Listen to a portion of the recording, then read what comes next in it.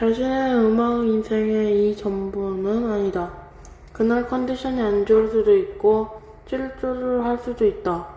미미한 이유로 결정적인 판가름이 난다. 목숨을 건드 무기대에 임해도 내가 원해도 되지 않는다. 실력은 물론 운도 따라 주어야 한다.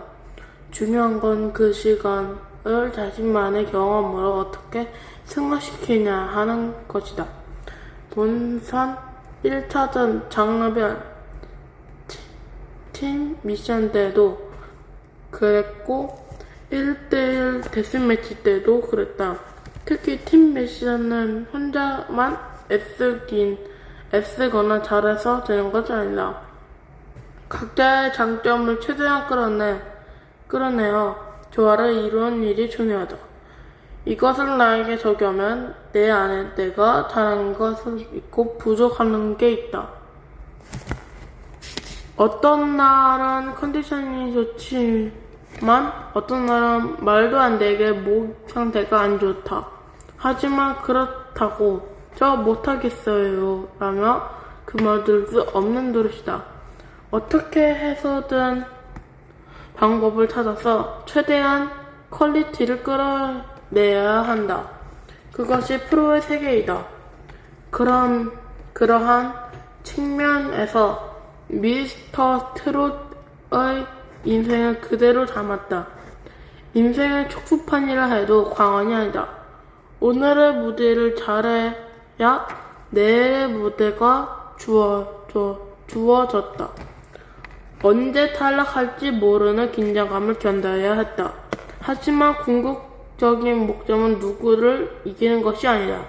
삶의 목적이 누군가를 이기는 게 아니라 자신의 인생을 사는 데 있는 것처럼 미스터 트롯에서 내가 이루자고 했던 목적은 동료들이 이긴 게 아니라 나의 노래를 부르는 것이다. 나도 사람이니 진을 하고 싶다는 마음이 아예 없다면 그것은 거짓일 것이다. 그러나 반드시 진을 해야 성공이라는 욕심은 결코 없었다. 그저 내게 온 소중한 기회를 망치지 않고 최선을 다해 노래를 부르고 싶었다. 온 마음을 기울여 오늘의 무대를 지키고 싶었다. 그것은 내가 바라는 성공이다. 미스터 트롯 인생의 축소판과도 같다는 것은 살벌한 전쟁터는 의미가 아니다. 오늘 탈락하면 내일은 무대가 없어질 수 있지만 미스터 트롯에서 탈락되고 다른 무대에서 설 수 있는 기회가 모두 사라지는 것은 아니기 때문이다.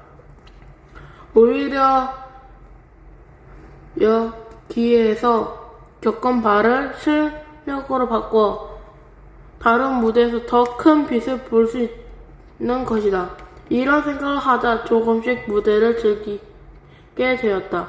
아마 방송을 보신 분들이라면 방송 초반 긴장감이 가득했던 내가 시간을 지날수록 포장이 여유로워지는 것을 느꼈을 터이다. 방송은 어떻게 보이는가에 아무런 신경을 써도 모르는 것을 꾸며낼 수 없다는 점이 참 재밌다. 방송에서 보이는 모습은 전부가 아니지만 진짜 모습을 감출 수도 없는 것이다. 그런 의미에서도 미스터 트롯은 삶의 단면을 보여준다는 생각을 했다. 일부 사람들은 잠깐 속일 수 있어도 모든 사람을 오래 속일 수 없기 마련이다. 카메라에 지속적인 노출되어 보면 어느 순간 어떤 상황에서도 그 사람의 진 면목을 드러날 수밖에 없다. 애초에 뭔가를 감출 것도 없지만 내가 부족한 부분을 아무리 감추고 싶어도 그럴 수 없다는 것을 깨닫고 나는 오히려 마음이 편해졌다. 그냥 내에 있는 그대로의 모습을 보여주는 마음을 홀가분하게 방송에 임했다. 미스터 트롯을 하면서 또 기억에 남는 일은 본선 첫 번째 팀 미션을 했을 일이다. 솔로로만 활동하다가 팀을 이루어 하나의 곡을 완성한다는 것 자체가 흥미로웠다. 갈라 콘서트나 합동 무대에서 듀엣을 해본 적은 있지만 아예 팀을 이루어 처음부터 노래를 함께 만들어가는 경험은 신선했다. 팀 미션은 누군가의 노래가 아니라 우리의 노래를 만드는 과정이다. 팀 미션에서 우리 팀에게 주어진 노래는 부기맨과 2대8 두 곡이었다. 둘 중 하나를 선택해야 했는데 수월하게 2대8로 의견을 모였다. 전형적인 남자 노래였고 우리 팀 스타일에서도 잘 어울렸다. 그러나 쉽지 않은 부분이 있었다. 다들 다른 종류에서 넘어온 사람이다 보니 어떻게 해야 될지 고민이 많았다. 너무 많은 걸 보여주자 과욕이 부렸던 것이다. 예를 들어 밥을 지을 때 잡곡밥이나 콩을 잔뜩 넣어 좋겠다 하면서 너무 다양한 것을 너무 많이 넣은 것과 비슷한 처지이다. 콩도 넣고 고구마 넣고 감자도 넣고 넣을 수 있는 거 다 넣으라고 했다. 그러다 보니 완성도가 높아지기보다 배가 산으로 가는 형국이 되었다. 매일 만나서 연습하고 이야기를 나누었다. 그러면서 우리가 가진 무게를 발견했다. 오히려 다른 종류를 했기 때문에 우리가 보여줄 수 있는 것 더 많아 보였다. 거꾸로 생각하기 시작했다. 우리이기 때문에 우리만 쓰는 음악이 있을 것이 라고 확신했다. 그렇게 결론을 낸 우리는 혼란스럽게 섞여있던 요소들을 걷어내고 각자를 갖고 있는 가장 좋은 필살기를 하나씩 꺼내어 접목시키게 되었다. 우리 팀은 실로 최고였다. 월드 클래스 미스터 붐박스 형이 있었다.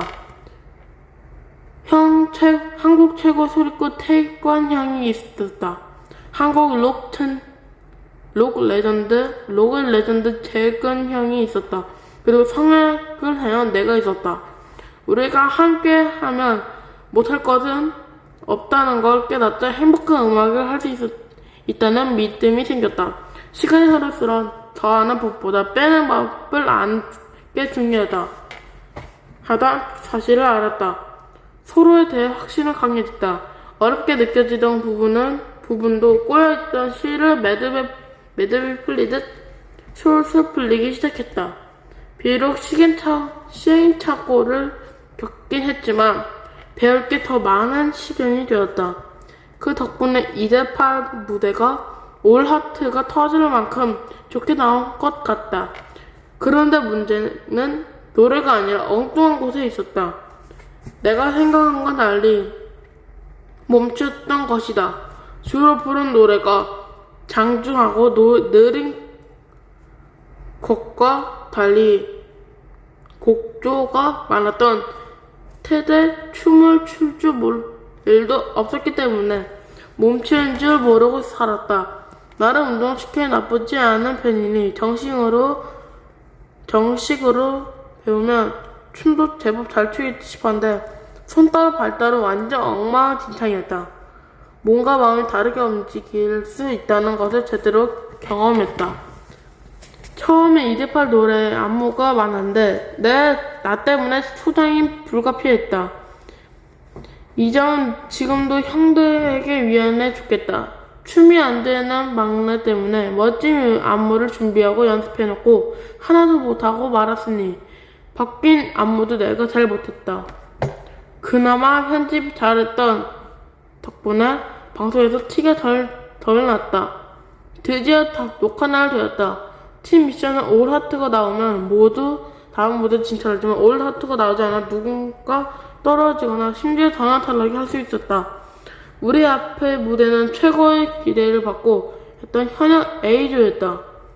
팀원 전원이 예심의 올 하트를 받았던 최강 정예부대 에이스 군단이었다.